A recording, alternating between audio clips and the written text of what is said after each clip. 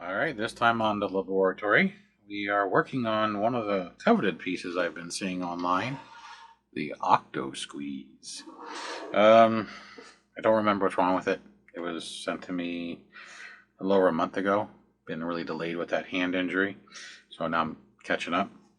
Anyhow, I was going to plug it in and then turn it on camera, but as soon as I plug it in, even with the switch in the off position, it turns right on, which indicates to me that there is a micro switch on the inside that is not disengaging. Also, none of the characters move up and down, so that's also a pretty good indication. So I'm going to plug it back in, and that's what she does. Also, it's jerky motion spinning. I don't know if you can see that. I go, and then it gets stuck. And then, doesn't matter. So, kill the power, and it starts right back up again. So, based on most of the resetting pieces, such as the Oct-O-Squeeze, it probably has a micro switch that has either failed or broke, or the reader on the circuit board has failed, which let's hope that's not the case. And then it's binding up, and then when you unplug it and plug it back in, it resets. Also, if I put the switch in the on position, it doesn't continue to spin. It goes into its stuck and scream, and I don't know if you can hear it on the camera, but when it's spinning with the off, and I go to the on position, it bogs the motor down, which indicates to me that there is definitely an electrical issue inside, not related to the motor, but probably those micro switches that they use for resetting the mechanisms. I'm assuming it's going to be very similar to the airplane one. I just forgot what it was called, but one of the ones I just did recently, where it wouldn't reset because it had a chipped gear and it just kept spinning and spinning and spinning and making a god awful grinding sound. So let's just see what it's going to take this bad boy apart, see if we can get it fixed and get it back to its owner. This was shipped to me directly from the seller that the owner bought it from. So I'm going to do my best to fix it. I don't know if this is the way it's supposed to be, but this thing is sticky. And I don't know if it's sticky because it's breaking down. This is rubber. Or if it's sticky because it was, exposed to stuff that makes it sticky. I've heard rumors, I have no idea, that they use lead paint, but lead paint's generally not sticky. So, but yeah, there's sticky stuff there. There's some sticky there. The tentacles, all the arms are really sticky. The body, not so much. There's a small tear in the body. The head, it's like sticky over here, but not over. I have no freaking clue. But I'm gonna lift this bad boy up so y'all can see it if you haven't seen one. And also to show that there is a hole right there. And then this tentacle has a tear right there. But for an older piece, it's still in really good condition.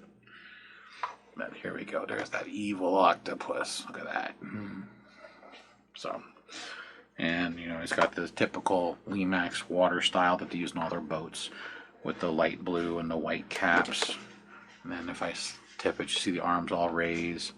And if we look at the bottom, I'm going to assume there's some screws under here. I'm not sure they're going to do anything. A lot of them you have to take apart from the top. And then there's a little rattle inside, which I'm hoping is just a broken gear that's easily replaced. So I'm going to get everything set up, get the rest of my lights on, get some tools out, do some examination of the unit to see what's the best way to get inside to the mechanism that's inside this hub. So stay tuned.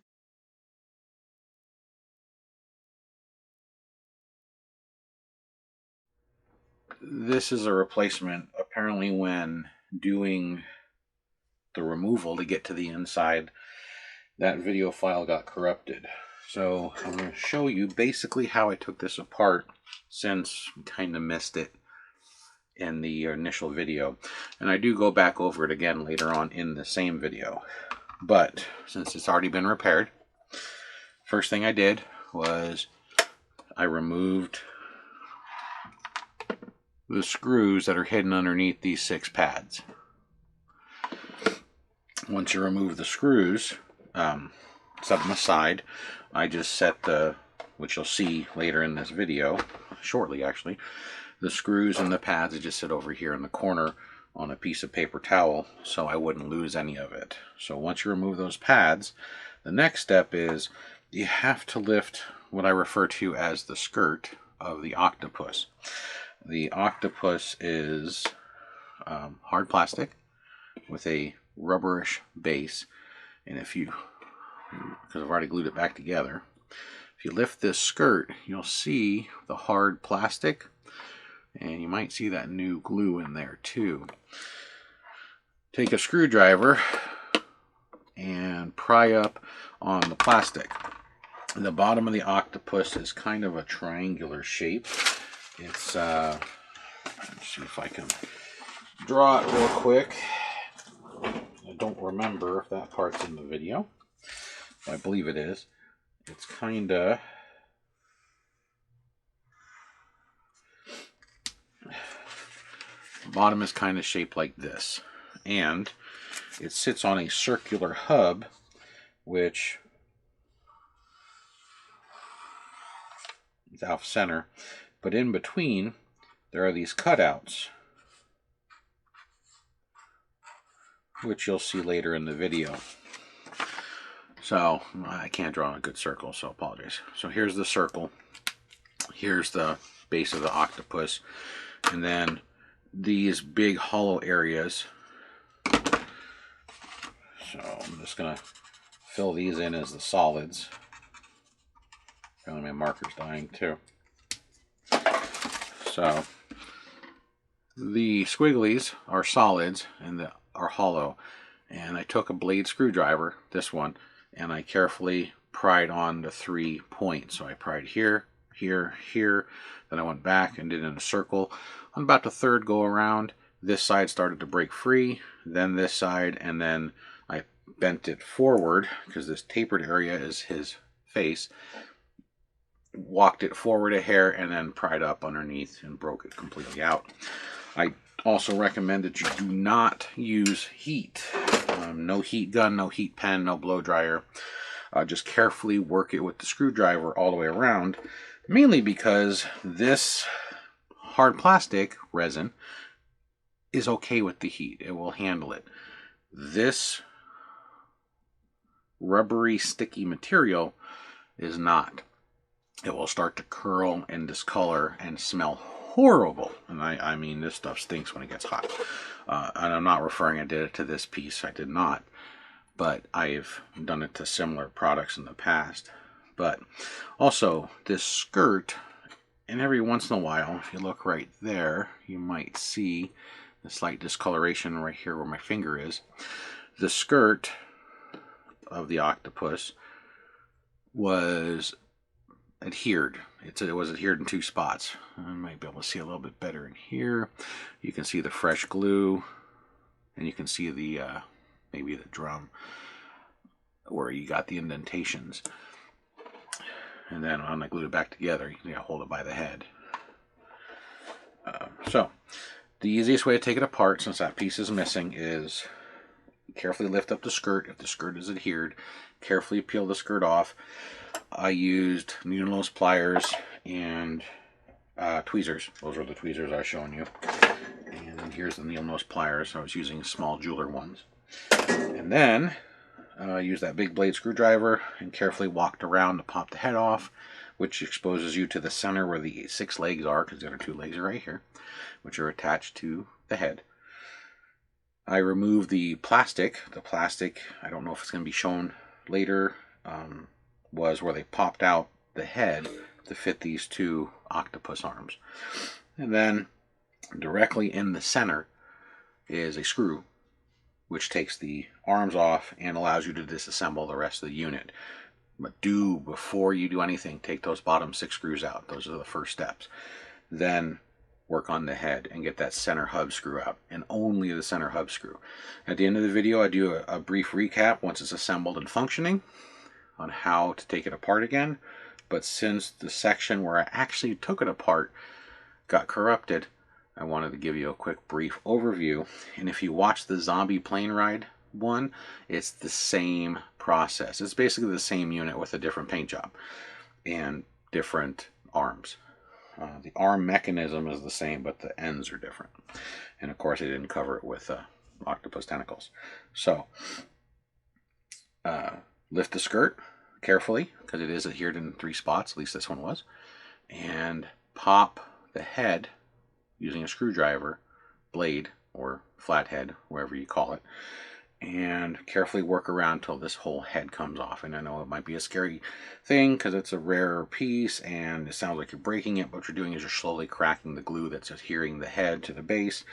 And if you use heat, you risk damaging or melting this rubbery material, which we don't want you to do, because it's not like you can go replace this stuff. So sorry that got destroyed, the video segment, but hopefully this helps. You can always reference back to the zombie plane ride I did when I was in a cast and had the other guy do it, where you had to break the tower off. Same principle, same process, except the tower we used heat because it didn't have this rubbery stuff and it didn't have a way to get leverage underneath it like this does.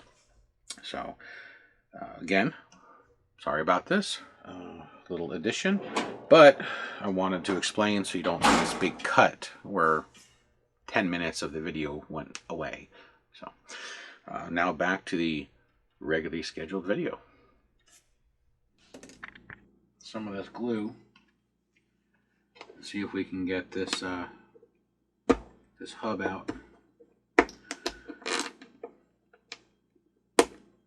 So, like I said, because of the time that it takes to do this, I'm going to pause it again. And once I get all this glue chiseled out, we'll go from there. So, bear with me for a few while I tinker with this and try and get these last 2 screws to break free so we can see what's inside the center and find out why this is not working like it's supposed to. So I shall return in just a few. Okay, it was like 30 seconds. I just unscrewed the center screw and this all comes out as one big assembly. So disregard unscrewing this because all this, it's greasy. All this does is hold the arms on their pivots. So technically, after just studying it for a minute, you don't have to take this apart. So I'm going to put the 1 screw back in that's partially out.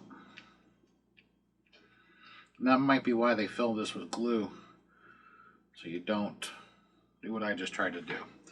So, and if you unscrew the center, there's the big black screw with a plastic washer. There's the big jawed or big tooth gear that rotates it all. And the gear looks fine. Don't see any damage. Worn teeth. So I'm going to set this upside down over here in the corner. And the reason I'm setting it upside down is because of the amount of grease that is on it. Don't want to contaminate the grease and ruin everything. Now, let's pop this bottom off. And let's see what we can see. And yes, it is almost identical to that zombie airplane ride. So first, here's a circuit board. We have a buttload of wires going up into this for the lights that go around the center and the lights that go up onto the sign, and of course the 2 pole lights. Now this fine red coated, which is just varnish wire, is usually used for wrapping motors and stuff, but it's varnish coated wire. It is really easy to break. So what I'm going to do is I'm going to rotate this like this so I still have it connected, but there's the least amount of stress on these wires. So we can take a look in here. Here is the lifting mechanism that causes the arm to go up and down and do the wave. It's the same as the zombie plane ride. The 3 legs that stick out fit on the 3 pins that are sitting here. There's 1, 2, and 3. Again, this is coated in a lot of grease, so I'm going to set it away from everything. We got 1 drive motor, 2 drive motor. This drive motor is slipping. This drive motor is tight. I don't know if you can see the dirt. Also, this belt's really sloppy and it's chewed up. This might be the whole thing. We have a micro switch down in here and a micro switch down in this one. Circuit board, a lot of transistors. We got some hot glue snot. Let's peel that off. There's probably the sound amplifier chip. We got a couple of relays, capacitors, resistors, whole bunch of transistors. Everything looks decent. I'm not noticing anything burnt or discolored. Here is the micro switch plug. It goes right here. And then this micro switch is soldered to the bottom side of the board. One of these controls the spin, the other one controls the up and down. I'm going to say this is going to be the biggest issue right here, is this belt that's all chewed up and is probably slipping. So let's turn this thing on and watch this mechanism, and if it spins, I can take a look to see if the belt's slipping. Also, I can get an idea if any of these gears are broke that are right here before I disassemble the rest of this, and take a look at the gears in here. Because all the gears on this bottom half are this way, so you can see all the teeth. So they're vertical. All the gears on this side are horizontal. So without taking this apart. But let's give this thing some juice and see what it does.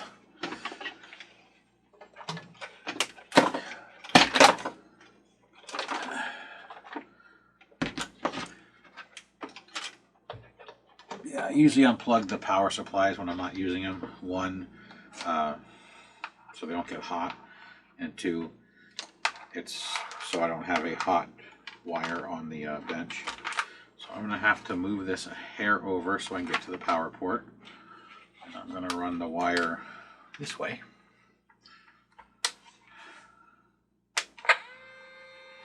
So there's the motor spinning.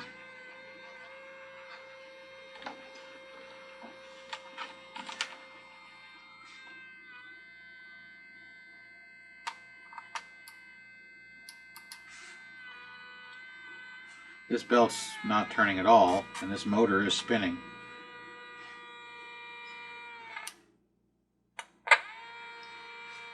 I don't know if you saw the belt jerk. It might be a little hard with the camera so far out. So let me see if I can zoom into this mechanism. Sounds horrible. Might be too close. There we go. So, if I hit this micro switch, everything turns off, turns back on. This one's spinning. You know what I'm going to do? I'm going to do the same thing I show on a lot of my videos. It's a little trick, mainly for you to see it, but it also helps visualize. I need a fatter marker. Just going to mark the pulleys. That, like that, like that, like this. So you can see when they spin and when they don't. So, see that one's now rotating. And then if I take the micro switch right here, and it's spinning the gear. Now it's stopped. Now this one's spinning, but you see this pulley's not. If I put a little pressure on it, now it spins. So it might just need some belts. So, and then I can make it stop by clicking the micro switch. So it definitely needs some belts. Let's see what I got for belts. Those belts are too big.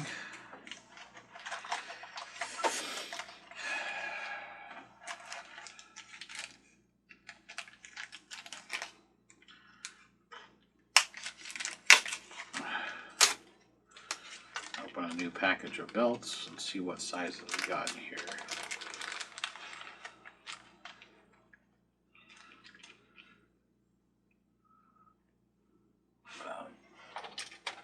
Unplug it, pop these belts off so I can get a basic measurement. Now I get a lot of questions on where I get my belts from, and I got my belts from everywhere. I find them on eBay, Amazon, random hobby sites, And I usually will buy assortment bags, like this assortment bag I got from Skull Crane Animatronics, and none of the belts are the right size, technically. This belt might work. Give it a whirl.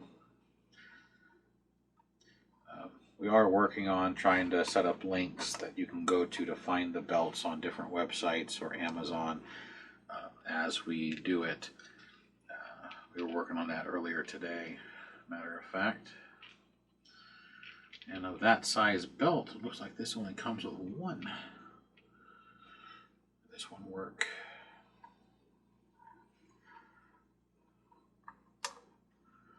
Alright, let's plug it in and see if it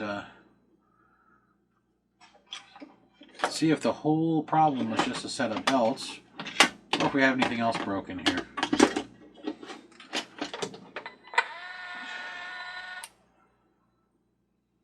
That's a good sign. Turned off.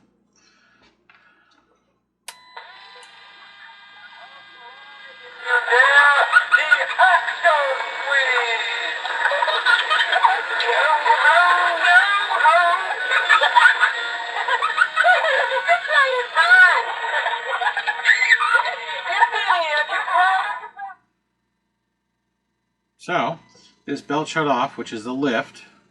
Those are the two cams that lift that plate up. And that's the one that spins it, because that big cog tooth fits right in here. That big tooth gear, sorry. Now I'm going to turn it off. And now it's lowering the two cams.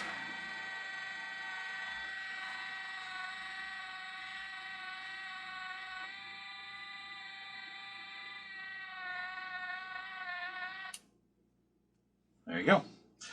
So, this thing just needs some belts. But the belts I just put on, they do work, but they're putting a little bit of stress on the motor because they're technically about one size too small. So I'm going to take a look at what else I got. Like I said, I just used a generic bag of animatronic belts. These animatronic belts I'm using are generally used on the big Jemmy products, the 6-foot tall animated figures for Christmas and Halloween that you see at like Spirit or Home Depot. So this is a belt kit for those. But I found that those belt kits, when they come with an assorted pack of belts, there's some belts in here that are the right size. And it's basically what they look like. So that's what I was opening off the camera's view, since I haven't zoomed in to look at the moving mechanisms.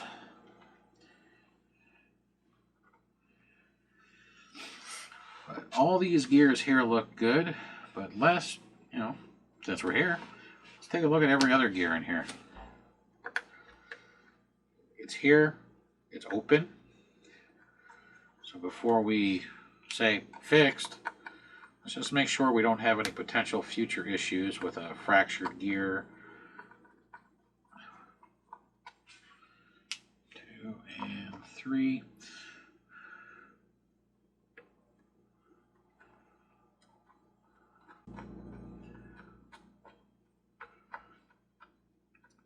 But the micro switches are working beautifully. The whole thing's working like it's supposed to. And there's the notorious 10-tooth gear that loves the crack. So we got 4 different gears before it hits the main drive gear. So you have the gear that comes off the pulley, and you have your gears that change the ratio.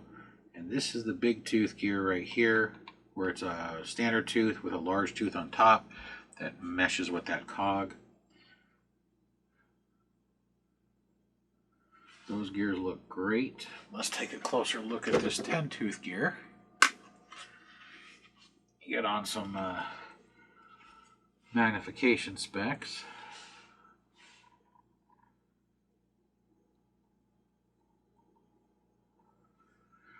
So these gears right here, these 3, and this one 10-tooth, they're relatively easy to replace. This guy right here, I have searched for almost a year, and I have not been successful in finding it.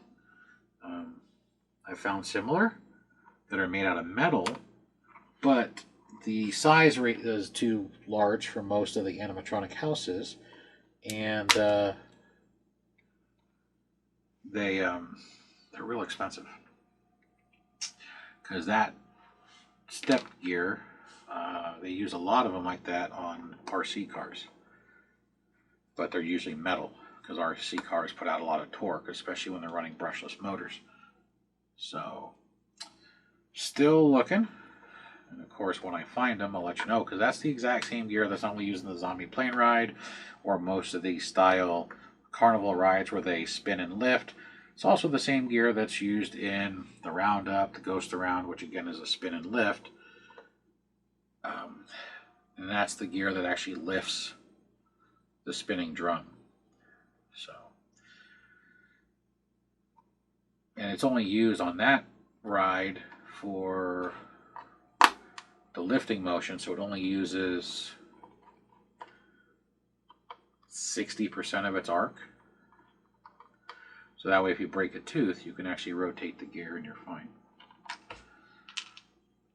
Just put the broken piece outside of its rotation. And we know this pulley was working fine, but I still want to check inside and just get a closer look. So the worm gear looks good, it's still cylindrical.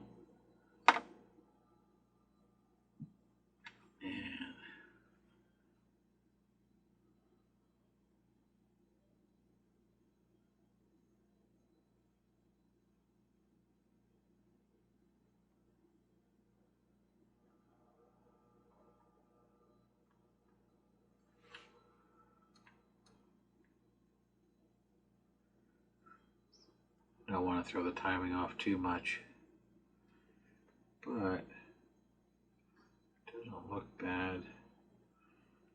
Looks like this was well maintained.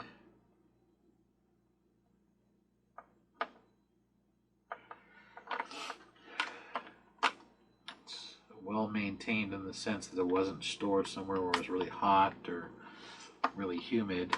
So I don't see any discoloration on the circuitry, which is indicative of humidity or moisture. And other than the belts being worn out, the plastics aren't brittle. On a lot of these, when you unscrew them, you hear them crack, and a lot of the time the crack is these uprights I'm screwing into split open, and then you have to fill them with super glue so they rebond. This is actually in really decent shape on the inside.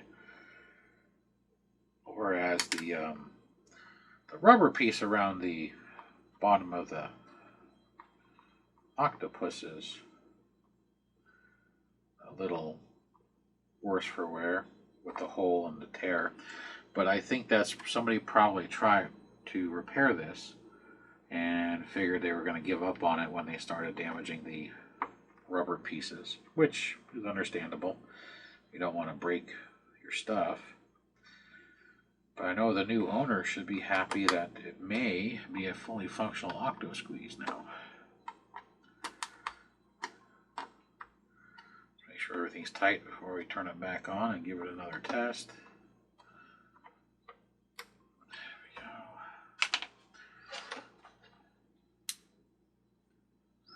we go. That helps her plug it back in. That. Alright, so one more test with the new belts.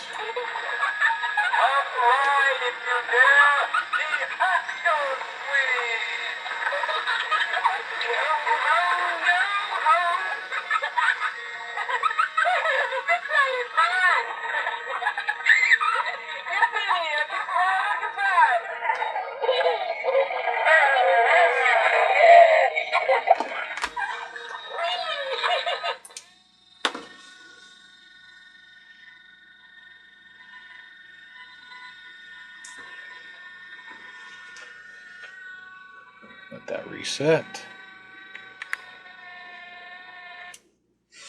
Alright, one thing I have noticed is I think the reason this one's got so much shredded pulley material and it was damaging this belt, or these belts, is this pulley sits higher than this pulley, so the belt's at an angle.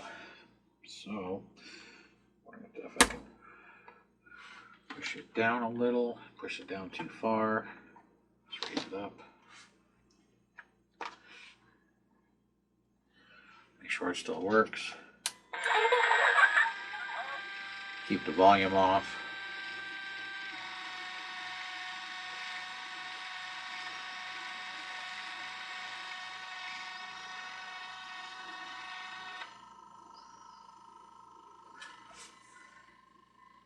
Yeah, that looks a lot better.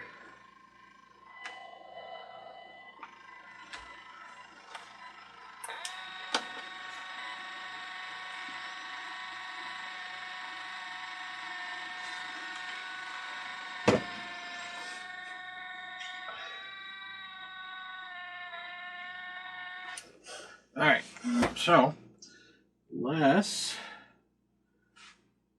reassemble.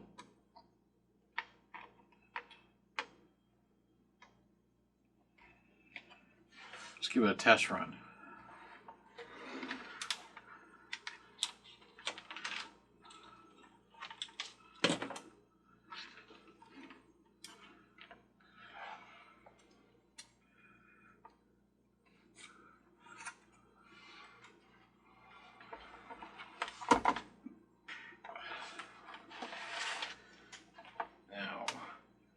Doing is those little wires I was telling you about, those hair wires, are right over the screw hole.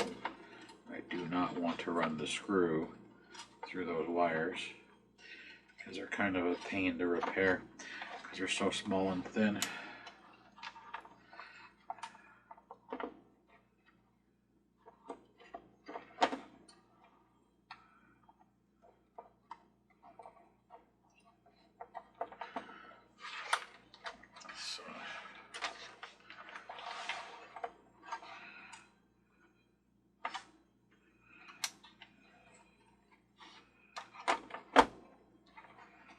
There we go. The screw standoffs is what I was lining up with the base. It kept sliding out of place, so now the base is relatively rigid. So let's put this back in. So reassembly is basically just the reverse of the disassembly. And I'm only going to put the bottom piece on so we can test it and make sure it lifts and spins. We don't need the octopus head to do that. We do need to screw this center hub down.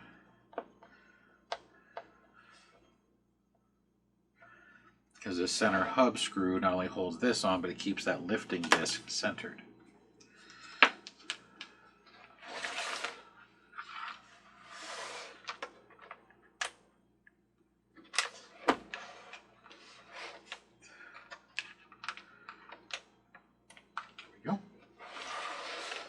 Heard the relay click, so it has power.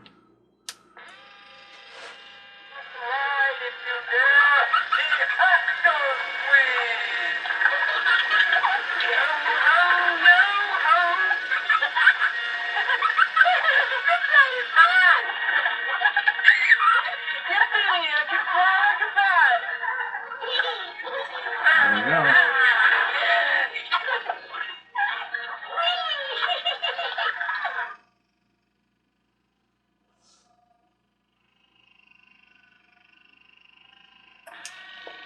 Turn it off.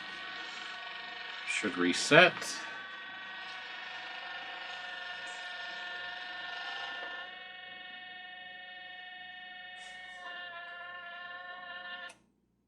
There we go. All right, so now it's time for full reassembly with this being glued back on. Looking at the patterns in the glue, it should go on this way. That.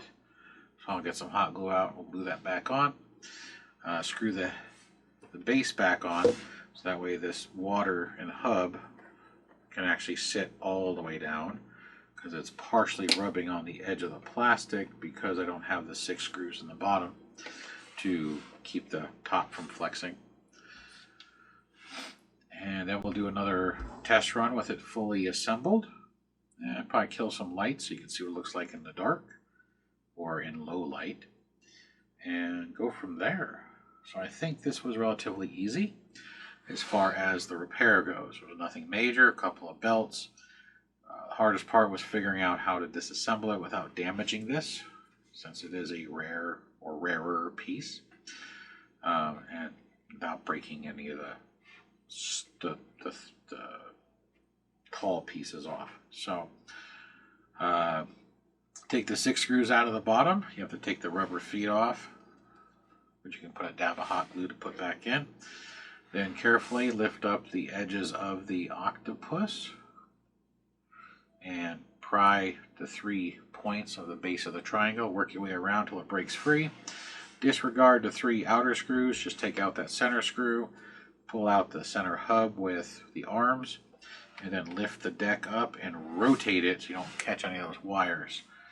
And then you can check your gears, check your belts, check your pulley alignment, since the one was offset, and I think that's why I was shredding the one belt. And then change your belts and reverse the order. Put everything back together. Make sure you put that greasy collar back on. That's the collar that these ride on to go up and down. Put your center hub back in. Make sure when you drop it in it, you move it a little bit so the teeth will line up and it drops in. Pop your screw in. Give it another test run with just the power to make sure that it's all in alignment. Make sure it resets when you turn it off. And then get your hot glue gun out, fire that bad boy up, get it cooking, glue it on, hold it, and then carefully flip it up on its back or its side and do the other 6 screws in the bottom. And here's another piece of that plastic from the inside. I guess if you have any plastic in here that you want to get rid of, you can. Those plastic divots are where they pop the tentacles through. So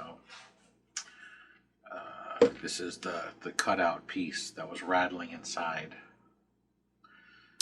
It's not required, it's just the part they punched out of the body.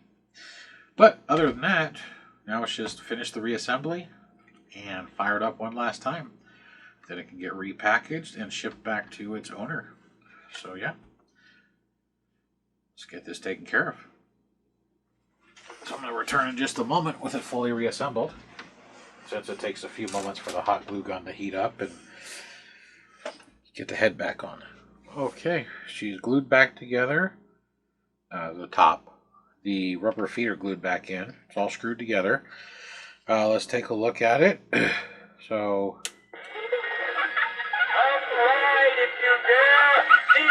there we go, they're starting to lift.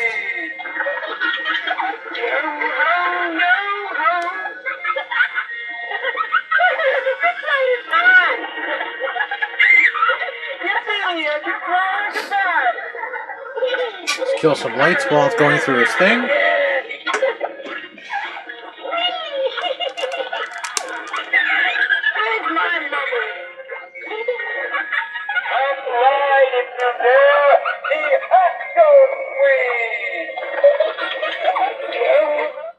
Turn the volume down.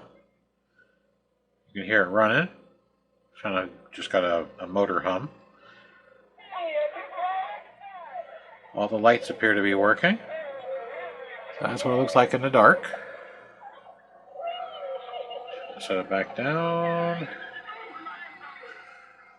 And then we're going to turn it off. You can hear the motors starting to power everything down. The arms are resting. And click.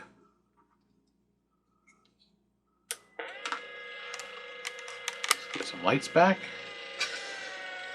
The delay when it starts up initially is the motor that lifts the arms is pulling everything into place. You can see the arms start to walk a little bit and then they rise up.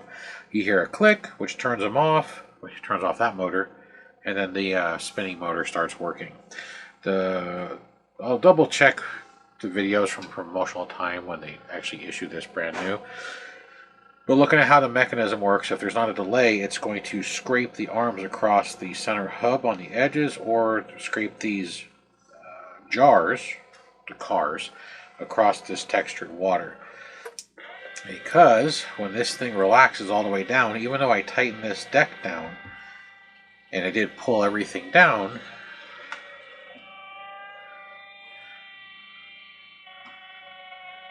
click, they are really close to rubbing on this.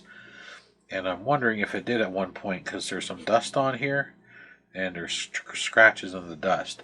So I'm thinking that the base had come loose a little bit at one point in its life. So, but a relatively simple one to work on compared to several others out there. Pop the 6 feet off the bottom. So we'll just do a quick recap. Pop the 6 feet off, don't lose them. Tweezers work great for popping them off. Take out the 6 screws. It's a little Phillips number 1. You can use either a slightly fatter number 1 or a thinner number 1. They both work the same as far as the electronic size number 1, not a standard size screwdriver like this. Once you do that, take a medium blade or a medium flathead, depending on how you refer to it. Lift up the skirt. If the skirt is glued or melted down, and I'm only calling it a skirt because it kind of reminds like a Christmas tree, you know, it has a skirt. Carefully pop it up. You can use needle nose pliers or straight or offset, like these are the straight ones. You can use tweezers and separate the bottom of the octopus from the legs and the hub. Once you do that, then pry and get his head off. Work your way around the 3 points of contact. Don't just on one side. You could damage something like the hub itself. Probably not going to damage this too much, because if you did, you wouldn't see it underneath this rubber. Once you do that, leave the 3 outer screws alone. Unscrew the big center screw. Pull the 6 arms out. I would recommend setting it upside down, so catch the screw in the plastic washer. And then you have access at that point to lifting this, rotating it off to the side, and getting to the gears and belts. As you can see here, the belts are not very large. They're small belts. They're maybe the diameter of a nickel. So I don't know what that would be in size term. The belt that I used from this belt kit is going to be, I believe it's one of the 20 millimeter belts, or 2 of them, excuse me, because it actually tells you on the bottom what size belts are in this belt kit. So, gears, if you have a broken one, there's different gear packs available on Amazon, eBay, etc. I'm going to try and start linking to the components I use in the descriptions to make life easier, because that's a very common question I get asked is, where do you get them? Do you have a link? So on and so forth. So we're working on setting up links or a link tree for people to find the different components that I use when I replace the components within these pieces, whether they be carnival or houses or anything in between. So, and as I find the new pieces, like that step gear, I would put a link to that as well. So I want to try and put a link on the Facebook page as well as on the YouTube videos, and I don't know how Instagram works for that, but if I can, I'll do it there too. So that way, everybody in the hobby community can hopefully find the parts and fix your own. You can still send them or message me on the Random Junk Channel's email, and I can try and help you out. Or if you have to send it in for repair, we can take care of that too. But if you have the Oct-O-Squeeze or the Zombie Airplane or any similar raising and lowering ride, they're relatively easy to get into, but you do have to take the top off, which is only glued on. Again, on the Oct-O-Squeeze, I highly recommend not using a heat gun or a heat pen because of this material. I'm not saying this tear in the bottom was from somebody like that. It's just this material is more susceptible to heat, and we don't want to get it hot and destroy it. So, but it actually functions. It's loud. I'm not going to lie. This is a very loud unit. When you crank that volume up, it is almost deafening. It's one of the loudest ones I've come across. And it probably doesn't help that I have it on a hard mat, which doesn't allow the sound to be absorbed, so it's just kicking right back out. Whereas if you put this on a fake water foam felt mat, or the whatchamacallit, the moss mats they give you, soft materials absorb the sound, and that might be why. Plus, they're probably trying to mask the motor sound. When both motors are engaged, the motor sound is really obvious, and it's relatively loud, but it is still quieter than other pieces that I own. And then when it's spinning, the motor sound isn't near as bad. The spinning motor has less stress on it than the lift motor. The torque to lift it is much greater. The spinning motor has a large gear because of the rotating mass, and it has to fight the friction of the up and down humps. But it's got less initial kick torque, and it just runs longer. So of the two motors, that one's going to burn out first, just because it's the one that's always on. The only time the other motor kicks in is when it raises and lowers the arms. Same with the zombie airplane one. And those motors are easily accessible on Amazon or eBay. They're basic hobby motors. And again, here in the near future, we're going to work on setting up links to find everything that gets used, so it makes life easier for y'all. We're talking about setting up links for the components as well as some of these tools, so you can get the narrower screwdrivers or the jeweler type needle nose to get into small places, or even something like these big articulated ones, which work for reaching deep inside of a house where you can't open your handles too far, so they're articulated to allow you to reach deeper with a narrower opening. So and also material, like when I solder, I have wire in different gauges for different components. This is a very thin LED wire. I have thicker LED wire. I use solid core wire for certain things, or like those enamel coated wires that are in here. I have a roll of it up on the bench that I've used to repair, like the Parma 56 used to like to use it a lot. So we're going to start working on that to help you all out, because that is a pretty common request I'm getting, since more and more people are now starting to tackle their repairs themselves, which is great to hear. For as much as these things cost, it's nice to keep them going for as long as we can. So until the next repair, thanks for watching. Hope you enjoyed. Questions or comments, leave them below. I try to answer them as fast as I can. Sometimes there's a delay because I do have a day job. Two of them, matter of fact. So it's sometimes a little slower. Shoot me an email, message me through Facebook, through the Random Junk Channel's Facebook page. We'll be more than happy to assist you as fast and as easy as possible, and hopefully steer everybody in the right direction so they can keep your displays up and running. All right, thanks for watching.